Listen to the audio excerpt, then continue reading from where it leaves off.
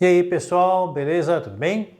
Vamos trabalhar aqui um pouquinho agora da matemática por trás dos espelhos esféricos. Que seja isso. Primeiramente, entender que nós temos algumas nomenclaturas e alguns sinais a serem trabalhados aí, tá? No que diz respeito à letra P, nós vamos identificar o que? A distância que o objeto está do espelho. Então, posição do objeto. Distância que o objeto está do espelho. Perfeito? Agora, P, com esse apóstrofe aqui, P', a gente vai chamar de distância que a imagem está do espelho. Mas a distância da imagem, a distância do objeto, mas qual ponto do espelho? Do vértice, né? Do vértice que é ali o cruzamento do eixo principal com o espelho. Então, você tem aqui um espelho. Que espelho é esse? Não sei ainda.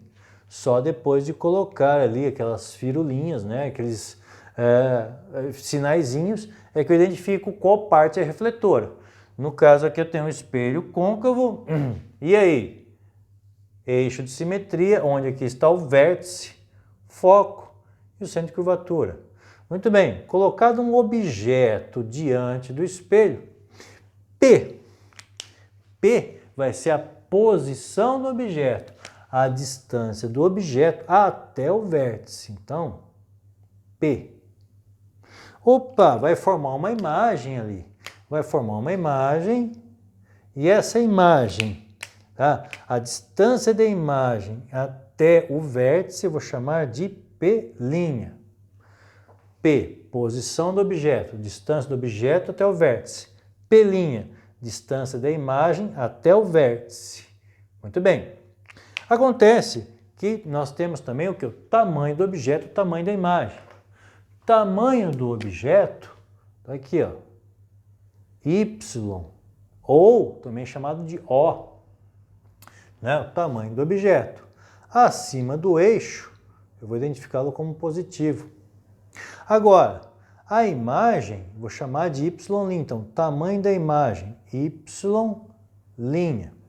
Abaixo do eixo, então está invertida, negativo, tá ok?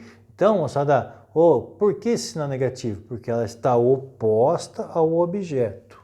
Uma imagem invertida, então ela está oposta ao objeto. Y' quer dizer tamanho, Y' da imagem oposta ao objeto. Perfeito? Legal? Distância focal, F. Se é um espelho côncavo, no espelho côncavo eu vou ter o quê? Foco na frente do espelho, então o foco é positivo. Como que essas informações aqui são relacionadas? Através de duas equações. Quais são essas equações? A primeira equação, moçada, aqui ó, equação de Gauss. Diz o que pra gente? Que 1 sobre foco é 1 sobre P' mais 1 sobre P. Muitos conhecem a equação da fimose. Legal, 1 sobre F é 1 sobre P' mais 1 sobre P.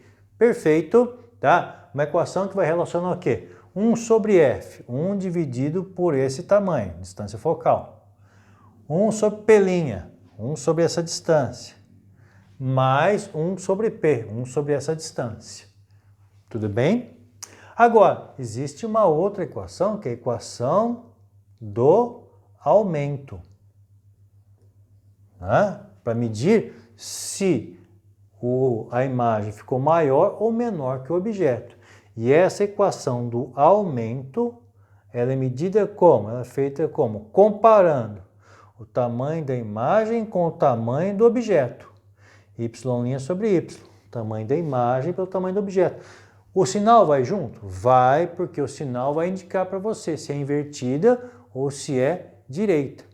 Né? Então, quando você colocar o sinal negativo aqui, você fala assim, teve um aumento menos 3. Espera aí, como assim um aumento menos 3? Um aumento de 3 vezes, só que invertida. Invertida 3 vezes maior. Tudo bem?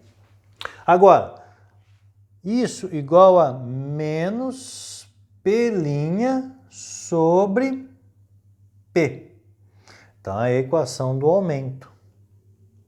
Uma equação pouco utilizada, mas que pode ser útil. Tá? A equação que relaciona o aumento com o foco. Então, essas duas equações, a gente pode relacioná-las e essas duas equações relacionadas me levam aqui uma equação onde eu tenho que, eu vou ter aqui que o aumento é F sobre F menos P. Aí, o aumento é F sobre F menos P. Perfeito, legal, moçada. Então aqui as três equações que a gente pode utilizar aí no que diz respeito aos cálculos envolvendo objeto e imagem, tanto para espelhos esféricos, como num próximo momento, quando a gente for falar para lentes. Então as mesmas equações nós podemos utilizar para lentes. Isso é muito legal. Lentes esféricas, aqui também com a mesma nomenclatura, os mesmos sinais e as mesmas equações que espelhos. Beleza, galera? Valeu!